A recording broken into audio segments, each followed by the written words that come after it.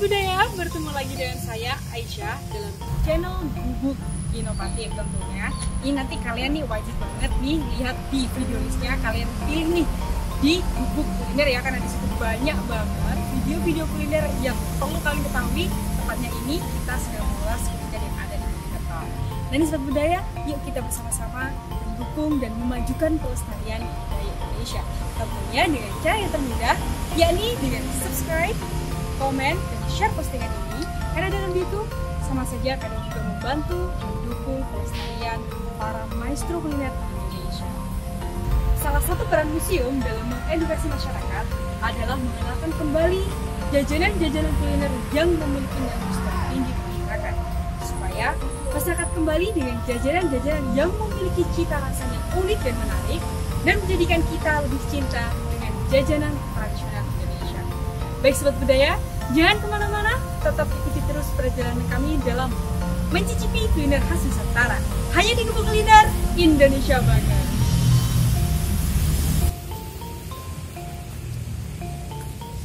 Kuliner Nusantara selalu menyajikan keunikan tersendiri yang patut kita apresiasi.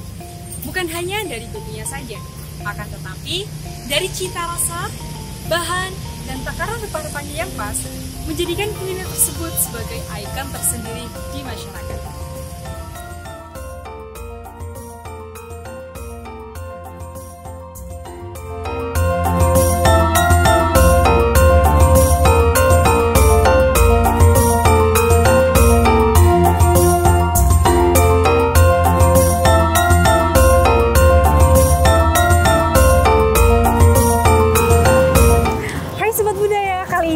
Sudah ada di salah satu tempat jajanan yang unik di kota Mojokerto. Nah, katanya nih jajanan di sini semuanya itu homemade, homestyle, dan tentunya kualitasnya sama dengan jajanan bintang 5. Nah, ini kita lagi ada di Anyrisol Kitchen dan Cafe. Nah, kabarnya nih kuliner yang ada di sini itu sudah ada sejak tahun 1980-an. Dan tentunya resep di sini itu dari awal hingga sekarang masih dipertahankan. Baik Sobat Budaya, di sini kita masuk ya, ngobrol-ngobrol sama pemiliknya biar kita semuanya tahu tentang sejarah yang ada di sini. Baik Sobat Budaya, jangan kemana-mana, tetap di Gubuk Kuliner Indonesia Bangga.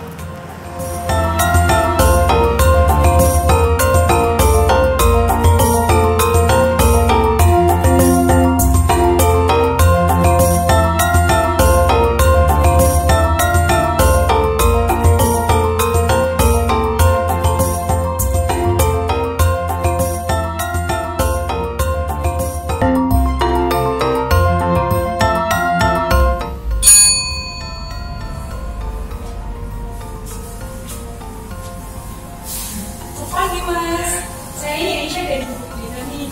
Saya mau pesen sop yang ada di sini. Sama nanti kira-kira boleh nggak Mas ketemu sama pemiliknya? Iya, boleh. Boleh ya? Kalau boleh minta bumbunya Mas?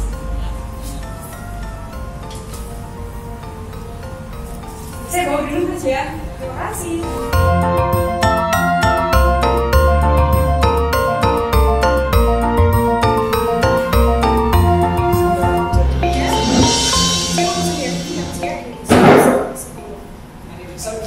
Iya, isi 10. Kemudian sama isinya 1. Es cappuccino. Es cappuccino. Iya, 1. Terima kasih. Terima kasih.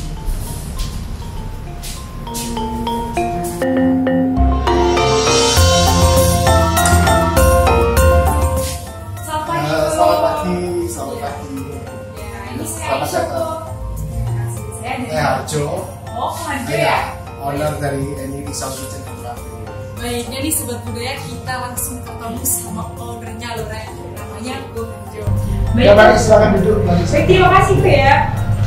Nah nih Sobat Budaya, sekarang ini saya sudah sama Gue Harjo sebagai owner dari Anyrisol ini. Nah di sini Gue Harjo menceritakan sejarah singkat dari berdirinya tempat ini biar kita semua juga tahu apa sih yang menjadikan Anyrisol ini masih bisa bertahan sampai tahun 2021 ini. Nah nih Gue Harjo mau nih dijelaskan gimana sih dulu awalnya bisa berdiri dan bertahan sampai saat ini. Ya, produk kami Anyrisol ini dari nama Anyrisol ini kita ambil pembuatnya adalah Ibu Eni. Ibu Eni. Ya, dimana itu Ibu Eni adalah ibu kandung saya sendiri. Jadi resep ini beliau yang membuat produk ini dengan sampai hingga hari ini yang dimulai beliau dari tahun 1980. Wih, lama banget nih Sobat Budaya. Ternyata nih Anyresource itu sudah ada sejak tahun 1980 ya kok ya? Ya, cuman waktu itu awalnya karena hanya iseng kesibukan rumah tangga, jadi produk ini hanya dibuat oleh ibu saya skala rumah tangga saja.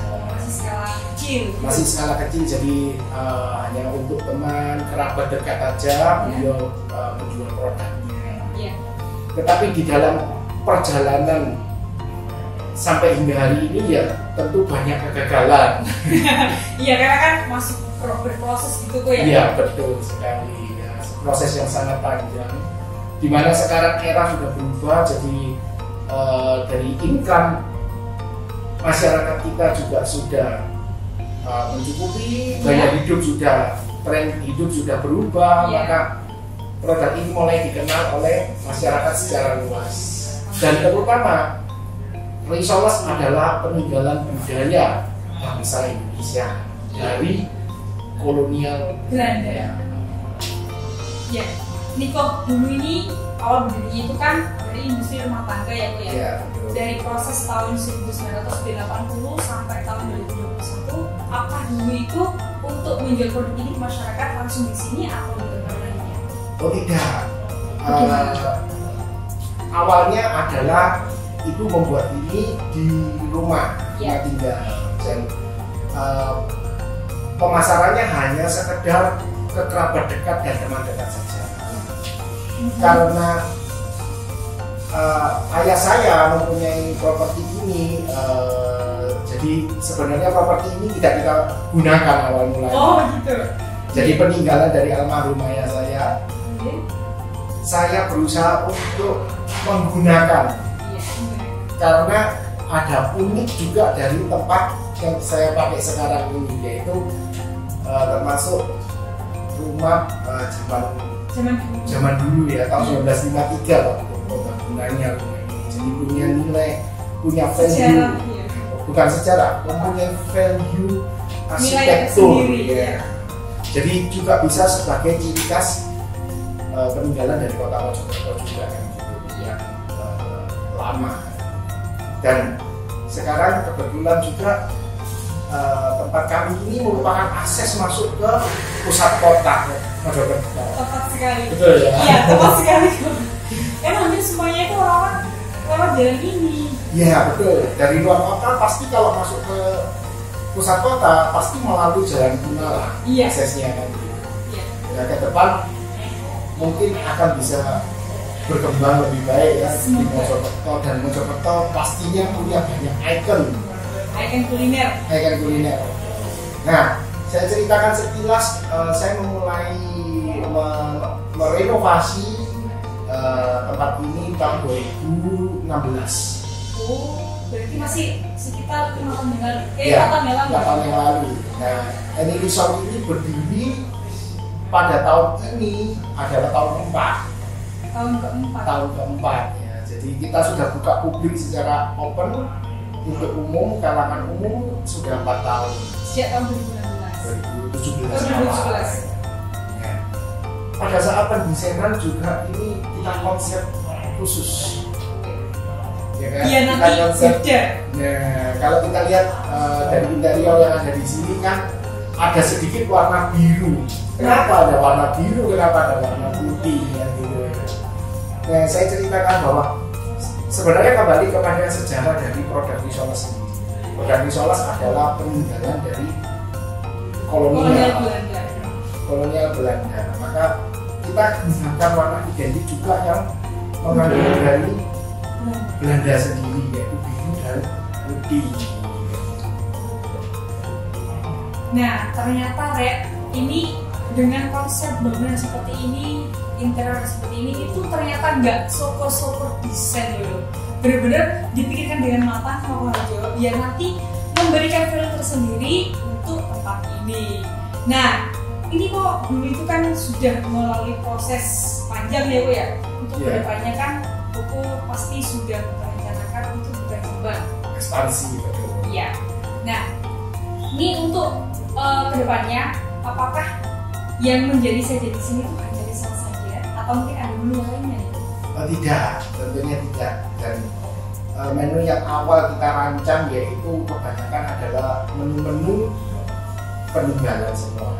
Jadi menu-menu yang ada hubungan dengan menu kolonial ya gitu. Jadi kayak sop merah, Valentine. Jadi kita punya taste sauce itu benar-benar oldies banget. Oldies. CJ ini loh yang bikin apa namanya ini sauce ini tuh berbeda dari tempat yang lainnya, dan kalian wajib banget datang ke sini. Dan tempatnya ini ada di Jalan Empu Nala nomor 45 Kota Mojokerto. Betul sekali, tepat. Nah, ini kalau untuk jam bukanya ini dari jam berapa ya, Ken? Awal mula sih kita bukanya dari jam 10 sampai jam 22 ya. Jam 10 malam. Karena di era pandemi Ya. kita mengurangi, Ya. jadi mengurangi waktu kerja jadi jam 10 sampai jam 8 malam. Oh, gitu. Ya, tapi semoga semuanya segera berakhir dan kita bisa menerima. Amin. Nah, untuk hari ini nih kok, hari apa aja nih kok? Wah, tolong dicatat, setiap Senin kami tutup. Iya, biar kalian nggak kecele ya, Rio. Biasanya kan soalnya liburnya tuh hari Minggu semua aku ya biasanya. Iya. Nah, ini kalau di Energy Sauce nih, Kitchen and Cafe di sini tuh tutupnya setiap hari Senin. Jadi awas kecele ya, Rio. Kalian kalau datang Minggu itu di sini pasti buka. Tapi kalau Senin, ya wes ngapunten sangat. Besok aja belinya, gitu ya, Rio. Nah ini kok, ini kan di depan kita ini kan ada sauce tuh ya. Iya, betul. Sauce. Nah ini dengar-dengar nih banyak premium banget. Betul Bener, sekali. ya? Betul sekali. Ini harganya ini berapa? Kita per biji untuk TOB kita beli di harga 12.000 per Bijinya. Iya. Nah, keistimewaan apa dari risoles yang ada di pasaran selama ini?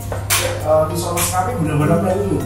Jadi cita rasa rempah yang ada, ciri khas Indonesia adalah rempah itu benar-benar terasa banget ketika pada gigitan pertama.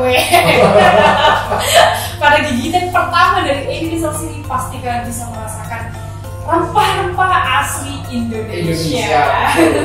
Bubuk palanya kita Yeah. pilih yang juga, mericanya juga kita membeli yang premium semua. Jadi Yeah. ketika digigit itu ada terasa sekali bahwa inilah rempah-rempah yang kita punya.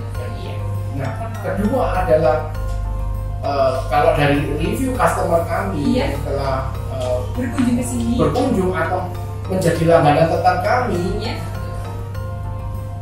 kulit yang ada di risoles Energy Sauce ini sangat berbeda dengan Energy Sauce pada umumnya. Nah, ini kok apa nih yang beda kan? Di sini kulitnya itu terasa lembut sekali karena tekstur susu yang kita pakai itu mempunyai kandungan yang komposisi kandungan yang terkontrol. Jadi benar-benar dipertimbangkan semua gitu ya. Betul. Jadi kita supplier untuk susu saja kita sudah tentukan. Karena setiap produk susu itu kadar air tidak sama. Beda ya, Bu ya? Protein yang terlalu tinggi juga tidak baik untuk Makanan ini. Pembuatan kulitnya sehingga pada saat proses penggorengan itu akan ada efek sampingnya. Wah, apa itu? Mudah pecah. Oh, gitu. Pada saat digoreng itu sangat mudah pecah. Nah, penggorengannya pun kita beda sekali. Pasti. Kita menggunakan listrik. Oh, listrik. Betul. Saya Kenapa? sebenarnya belum pernah tahu loh kayak gini. Penggorengan listrik jadi kayak fryer gitu. Ya. Kenapa kita menggunakan ini? Karena kita butuh suhu yang konstan, tinggi sekali untuk menghasilkan warna yang sama Cantik. Tentunya nanti kematangan juga benar-benar mantap sekali. Jadi ketika disajikan ke customer, rasa itu tidak berubah, selalu sama. selalu sama. Iya. Dan di Sobat Budaya ini saya ingatkan lagi nih buat kalian. Kalau kalian nih masih bilang, di Sauce apa tidak ya, kalian salah besar. Kenapa? Karena di sini itu benar-benar ada resource yang benar-benar premium dari bahan-bahan pilihan, dari rempah-rempah pilihan, dan itu tentunya asli dari Indonesia, gitu ya. Dan ini kok di depan saya ini kok sepertinya saya melihat sausnya yang berbeda unik. Nah, ini yang ketiga. Ini yang ketiga dari review customer. Apa yang membedakan sekali dari risol selain produk risolnya ya? Iya. Kita punya saus benar-benar diakui sangat beda sekali. Iya. Kekentalannya, viskositasnya pun kita benar-benar perhatikan. Wih, pasti ini nggak ecek-ecek nih. Siapa Ya, ini? nanti ibunya mungkin bisa mencoba dan terutama mendeskripsikan apa yang terasa ada di dalam ini. Nah, itu. Ini kok sebelum saya nyicipi nih ya, ini bisa aku jelaskan nggak? Ini dalamnya ini ada apa aja di sausnya? Kalau sepertinya itu ada potongan-potongan. mustard sauce ini adalah terbuat dari potongan mentimun dan wortel ya tentunya, mentimun dan wortel. Nah, ini dimasak dengan mustard kuning, terus ada campuran juga beberapa penambahan, terus kita terakhirkan tarikan. Banyak mustard sauce. Mustard sauce ya, ini beda banget. Jadi biasanya ini sebentar kok saya boleh ambil ya. Nah, ini sobat budaya kalau bisa lihat sendiri ini mustard sauce ya. Ini yang menjadikan salah satu keunikan dari risol yang ada di Edit Sauce ini. Nah, ini karena wajib coba nih, karena saya belum coba jadi belum bisa deskripsikan. Tapi tenang ya, Rek, kok saya bakal icip-icip. Iya sih rasanya begini Bu, pasti menjamin menggoyang. Ya. Sebenarnya ada banyak pertanyaan dari customer kami. Modifikasi dari risol sendiri itu ada banyak ya. Kalau kita lihat pada market zaman yang lalu ya, kita lihat bahwa mereka ada yang menyajikan dengan saus tauco, bener nggak? Iya. Iya, betul. Itu salah satunya ya. Nah, customer kita pun juga banyak yang mereview, kenapa kita tidak menyediakan saus tauco kan gitu. Nah, saya jawab di sini. Kita sudah mengkonsep semua dari awal bahwa produk yang kita sajikan ini adalah benar-benar peninggalan asli dari Belanda kolonial. Bagaimana taste-nya, seperti apa yang aslinya dari produk ini ketika kita nikmati, kita hidangkan. Nah, pilihan kita adalah pada mustard sauce karena itu adalah keasliannya. Nah, kalau kita modif dengan tauco nanti jadi setengah ke timur, setengah ke barat. Iya, jadi nggak jelas nantinya. Iya, betul. Nah, ini kok saya tertarik dengan satu hal itu. Di sini semuanya makannya kan dari peninggalan kolonial Belanda. Oh tidak. Ada menu tertentu yang kita tampakkan karena kita sudah konsep Ini setiap tempat kami ini kan ada berbau dari kolonial kan gitu. Iya. Nah, tapi tidak semuanya menu yang ada di Indonesia ini adalah menu-menu Western kan gitu. Iya. Kita juga punya menu Oriental. Iya. Kita juga ada fusion ke Indonesian food, juga ada kayak sambal-sambalan gitu kita juga ada. Iya. Nah, ini yang menarik lagi nih, saya pengen tanya nih, boleh ya kayak? Ini kan makanan katanya Koko tadi kan ini kalau dari peninggalan dari kolonial Belanda. Nah, dulu itu Bu Eni belajar resep ini langsung ke sana, atau mungkin dari teman beliau yang kebetulan Belanda, atau mungkin Koko sendiri? Oh bukan, jadi begini ceritanya ya. Bagaimana Ibu Eni bisa mengkomposisikan dan menemukan resep ini seperti menjadi sekarang ini. Iya. Pada saat itu Ibu Eni mengikuti kursus makanan di Kota Mojokerto juga. Iya. Dan kebetulan pemilik dari kursus itu adalah masih keturunan dari orang Belanda. Nah, ini dia kan gitu kan. Iya. Jadi keturunan dari orang Belanda yang memang keluarga itu terkenal dengan kulinernya luar biasa. Terutama masakan yang berasal dari Belanda. Jadi karena dia keluarga ya, jadi mungkin hidangan sehari-harinya itu berbau ke Belanda. Nah, tetapi apakah kursus terus kita mendapatkan resep ini terus langsung bisa disajikan seperti cita rasa sekarang? Tidak. Kita berusaha untuk mencoba merubah sampai menemukan suatu komposisi yang tepat hingga seperti sekarang. Nah, ini sebudaya ini patut kita apresiasi sekali ya perjuangan dari Bu Eni menemukan resep yang sedemikian rupa hingga dicintai oleh masyarakat Mojokerto ini. Dan kenapa? Ternyata makanan ini itu dulunya itu benar-benar dari perjuangan Bu Eni untuk ikut les di keluarga yang berketurunan Belanda ya Bu ya. Nah ini wajib banget kalian coba kesini ya, karena ini kalau misalkan kalian nggak nyoba wes dijamin rugi banget ya. Kenapa? Karena di sini tuh hanya ada satu tempatnya, betul ya? Betul. Tidak ada duanya. Kami belum ekspansi ya ke luar kota, tapi next kita juga sudah rencana punya project untuk membawa Risoles ini sampai ke luar kota. Karena customer kami kebanyakan adalah dari Jakarta dan Surabaya. Oh bisa kok, berarti ini bisa di take away kok ya? Oh enggak, mereka datang sendiri ke sini untuk mencari. Hanya untuk mencicipi. Berapa hari yang lalu kami dari ada satu customer dari Denpom, yaitu kepala Denpom mungkin dari Jakarta, itu mendorong Risoles kami sebanyak 200 biji. Oh, mantap banget ke Jakarta. Karena di Jakarta nggak ada tuh ya? Nggak ada, betul. Dan bahkan risol ini sudah pernah terbang sampai ke Singapura. Wih, mantap sekali nih, udah go internasional ternyata. Nah ini kok risol sini bisa tahan saya berapa hari kok ya? Kalau setelah penggorengan di suhu kamar bisa bertahan 1 kali 24 jam.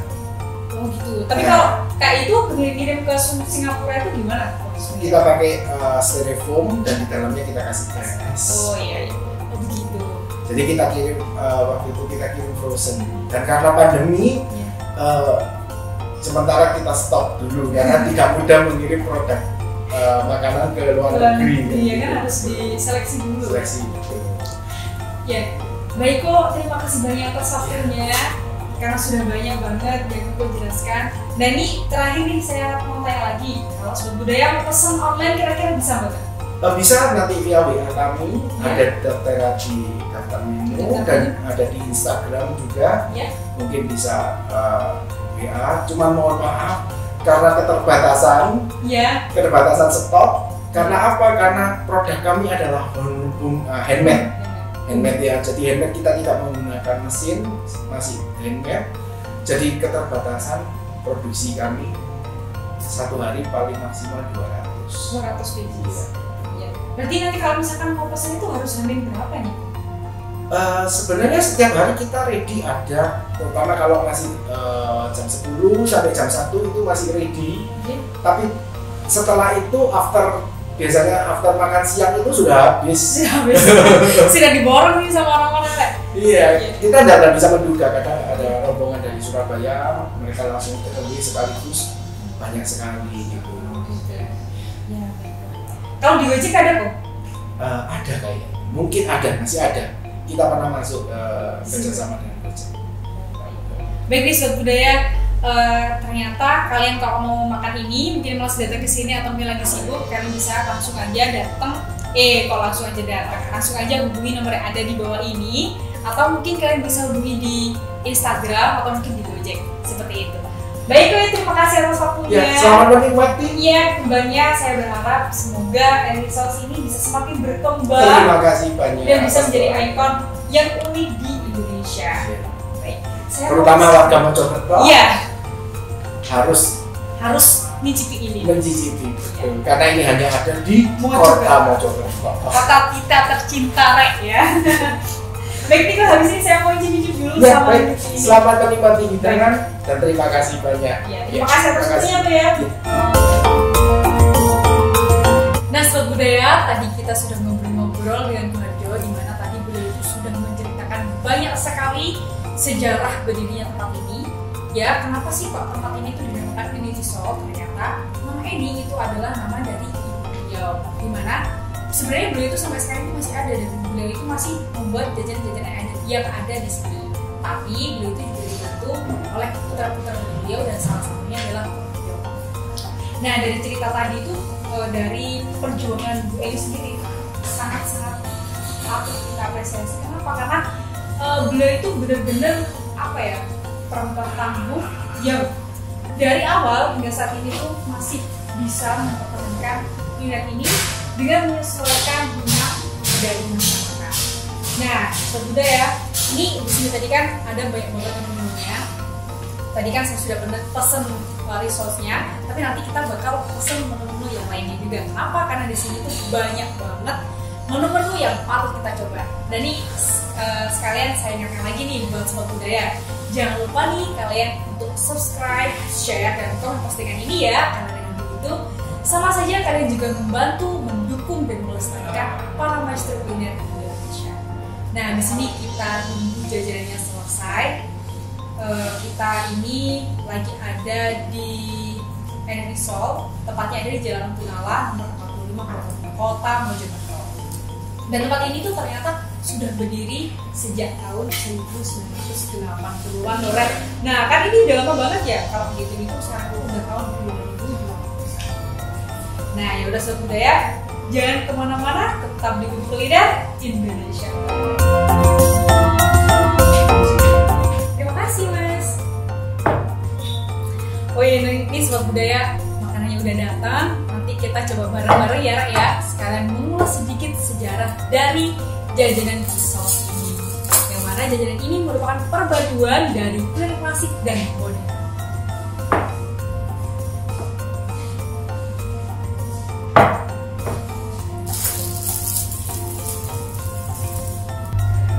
Nah Sobat Budaya, ini di depan saya sudah ada seporsi resource khas dari Enrisol di sini. Namun sebelum icip-icip, ini kita langsung dulu ya sejarahnya, biar kita semuanya tahu bagaimana sih sejarah dari makanan ini. Nah, resource atau disebut dari resource dalam bahasa Inggris ini berarti risol, yang mana ini merupakan pastry yang berisi daging cincang yang dilapisi atau dilapisi dengan kulit adonan kemudian digoreng. Sebelum itu perlu dilapisi dengan tepung panir dan kacang telur. Nah, sajian ini sebenarnya muncul pada abad ke-13 di Eropa dan kemudian dibawa oleh Belanda ke Indonesia. Seiring berkembangnya zaman, isian dari resource ini sangat variatif, dari daging ayam, daging ikan, sayuran yakni ada wortel, jamur, dan buncis.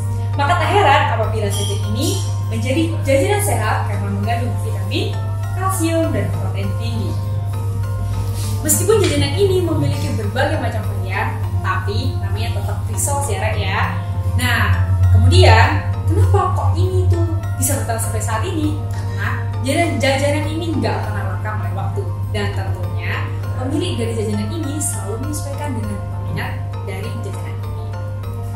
Nah, sajian resource mengajarkan kita untuk selalu hidup dinamis, menerima tantangan baru, memperluas pikiran, keahlian, serta pengetahuan, namun tetap menjadi diri sendiri. Nah, itulah ulasan sejarah singkat dari jajanan resource ini. Nah, selain dari resource, di sini masih banyak banget menu-menu yang wajib kita coba. Nah, ini Rek, aku kasih tahu satu-satu ya, Rek ya. Ini saya buatkan dulu buku menunya. Dan yang pertama nih ada banyak banget. Tentunya yang di sini itu menu andalanya adalah Enrisol sesuai dengan namanya. Kemudian ada juga sus maker, kemudian ada sup merah, kemudian ada beef lasagna, ada chicken wings, kemudian ada main course. Di situ main course-nya banyak banget, Rek. Nanti kalian bisa lihat di buku-bukunya ya kalau kesini. Kemudian ada steak juga, ada beef stick, kemudian ada Japanese curry, kemudian ada taste of Asia, noodle, fried rice, sama beef ribs gitu. Nah, ini mumpung masih liburan atau mungkin kalau nggak liburan kalian juga bisa banget datang ke sini di Enrisol, tepatnya yang ada di Jalan Punala nomor 45 Kota Mojokerto. Ya udah Rek, jangan kemana-mana. Di sini kita icip-icip jajanan resource khas yang ada di sini. Tetap di Gubuk Kuliner Indonesia banget. Nah, Sobat Budaya, tadi kita kan sudah ngobrol-ngobrol dengan Bung Harjo, dan juga tadi kita sudah mengetahui sedikit banyak tentang sejarah berdirinya tempat ini dan juga makanan khas yang ada di tempat ini, yakni risoles. Nah, ternyata nih risoles ini dulu pertama kali ada itu di Eropa pada abad ke-13 dan dibawa oleh Belanda ke Indonesia. Akhirnya makanan ini sampai saat ini pun masih dilestarikan di sini. Nah, kemudian nih di depan saya ini udah ada 3 menu yang disediakan sama Bung Harjo selaku pemilik dari tempat ini. Yang mana ini adalah sup merah ya. Sup merah ini tuh dalamnya itu ada wortel, ada beefnya, kemudian ada rotinya. Roti keringnya tuh kayak gini ya. Roti keringnya kayak gini. Tadi itu ada 2, yang satu udah dimasukkan. Gitu. Kemudian dalamnya itu ada supnya kayak kita ambil kayak gini ya, Mbak. Gitu. Ini dalamnya itu ada sausnya kayak gini nih, sausnya. Nah ini tuh sausnya khas banget ya, khas dari sup merah. Jadi ini bakal apa ya, bener-bener memanjakan lidah kita kalau kita nyicipin makanan ini di sini. Nah kemudian ada lagi nih yang di tengah, ini makanan andalan yang ada di sini ya, adalah risol. Tarang. Nah langsung aku pegang ini pakai tangan ya, tapi sebenarnya kalau kita mau makan tuh pakai ini. Ada makanannya, alat makannya tuh pakai ini ya, ada gadu sama ada pisang. Nah ini coba aku potong-potong dulu biar nanti kalian juga tahu dalamnya apa aja sih gitu. Mantap sekali nih. Nah ini kalau sobat budaya pengen tahu nih ya, ini coba aku tunjukkan sedikit. Di sini itu ini ya, ini itu besar banget. Kemudian dari lapisan kulitnya ini tuh dari susu yang bener-bener premium banget. Kenapa? Karena nggak semua produsen susu itu bisa masuk ke sini. Karena tadi itu katanya Koparjo nih, dengan susu itu memiliki kadar air yang berbeda. Nah dari kadar air itu nanti yang menentukan bagus bagus atau mungkin berhasil enggaknya makanan ini ketika dibuat seperti itu. Makanya kenapa di sini itu risolnya mahal, karena di sini itu banyak bahan-bahan yang premium, dimana dalamnya ini tadi salah satunya itu ada daging cincangnya atau ayam cincangnya, kemudian ada beberapa rempah-rempah pilihan yang tentunya itu bisa banget yang dijadikan satu di sini sehingga menjadikan makanan ini menjadi ciri khas tersendiri di tempat ini. Kemudian yang satu lagi ini adalah lasagna, ya ini salah satu makanan dari Eropa. Nah ini lasagna ini isinya itu ada keju mozzarella, kemudian ada beefnya, kemudian ada tomatonya sebagai topping, kemudian ada oreganonya, dan di dalamnya itu pasti ada sausnya yang khas banget, khas dari buah lasagna ini. Dan kalian patut banget mencoba makanan yang ada di sini. Kenapa? Karena segala sajian yang ada di sini itu bener-bener khas sesuai dengan itu dari daerah mereka masing-masing. Nah, kemudian kalau mungkin kalian tanya, kok mahal ya kak ya makan yang di situ? Kalau menurut aku ini tuh nggak mahal ya. Pasti ini tuh udah sesuai lah ya sama makannya sama rasa-rasanya. Pasti mahal tapi worth it banget sama rasanya. Intinya gak merugikan kalian meskipun harus ngecek ngeluarin kocek yang banyak seperti itu.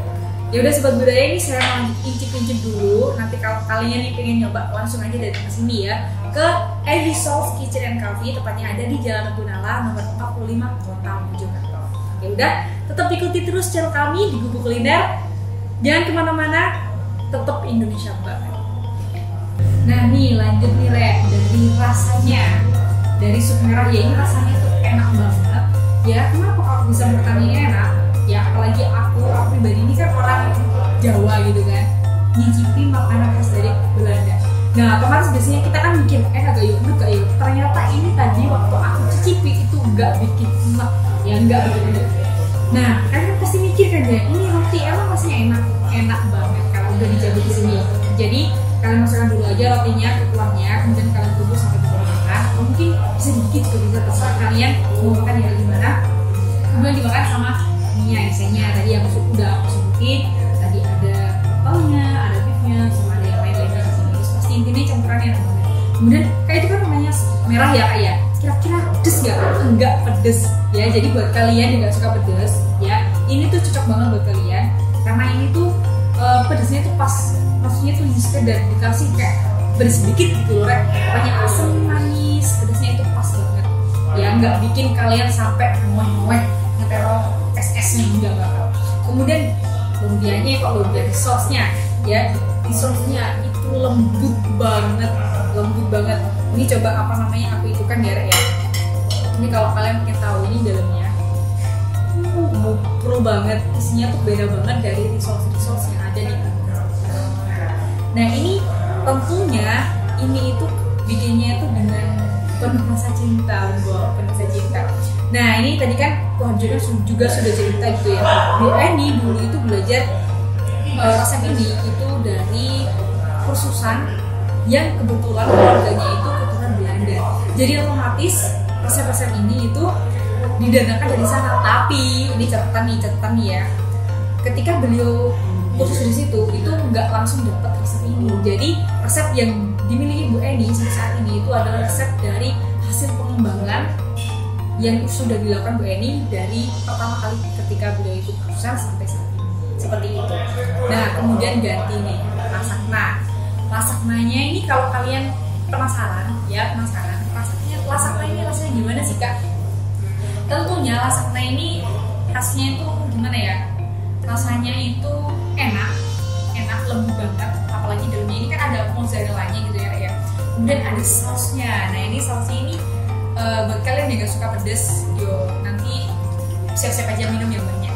Tapi kalau kalian suka pedes, mantap banget.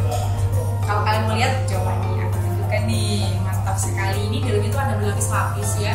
Sudah ada lapis-lapisnya, kemudian di dalamnya ini di setiap lapisan ini tuh ada isiannya, ada sausnya, ada bumbu dan sebagainya. Seperti itu. Jadi kalau kalian penasaran masuk aja dan ke sini ya, dan nanti kalian nggak nggak ngebayangin, ya oke bismillah seperti ya oke rasanya. Nah, tiba bayar mah jadi langsung berasa ngewain teh. Nenggone, ini Sauce Kitchen and Cafe tepatnya ada di Jalan Punala nomor 45. Nah, kalau kalian nih mau pesan makanan dari sini, barangkali kalian punya acara atau mungkin sibuk nggak sampai sini, langsung aja kalian hubungi di nomor yang ada di bawah ini. Ya kalian bisa langsung order di WA atau mungkin kalian bisa langsung order via DM Instagram ya. Kalian langsung aja hubungi nomor yang ada di bawah ini sama akun yang ada di bawah ini, langsung order. Atau mungkin kalian bisa langsung cari di Gojek seperti itu. Ya udah Sobat Budaya, jangan kemana-mana, tetap di Gubuk Kuliner Indonesia banget. Baik Sobat Budaya, saya ucapkan terima kasih banyak kepada Sobat Budaya yang sudah merekomendasikan tempat ini ke Gubuk Kuliner. Dan barangkali Sobat Budaya yang lainnya juga memiliki atau punya referensi tempat-tempat kuliner yang unik dan tentunya Indonesia banget, langsung aja kalian ketik di komentar ya, dan nanti kita datangi bareng-bareng ke sana. Baik Sobat Budaya, dari perjalanan kita hari ini kita dapat belajar bahwa gelar kuliner legendaris tidak hanya didapat dengan menyajikan sesuatu yang sama dengan yang lainnya, tetapi kuliner tersebut harus memiliki ciri khas tersendiri sehingga menjadi ikon tersendiri di masyarakat. Baik Sobat Budaya, kita berjumpa lagi di tempat-tempat kuliner lainnya yang lebih unik, menarik, dan menjadikan kita lebih cinta dengan Indonesia. Stay safe, stay healthy, salam budaya.